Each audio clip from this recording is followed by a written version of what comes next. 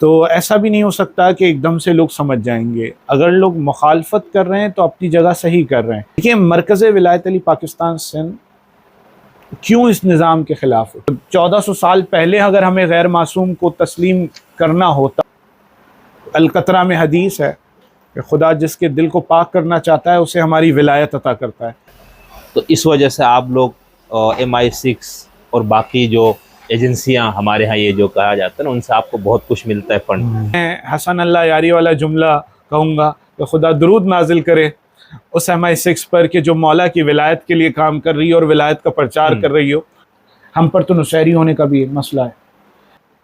अल्लाह तुम्हारा वली है, अल्लाह का रसूल तुम्हारा वली है।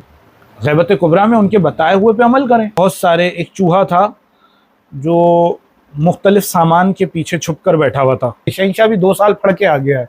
अगर ये ज़्यादा पढ़ लेता तो अच्छा मुज्तहिद हो जाता।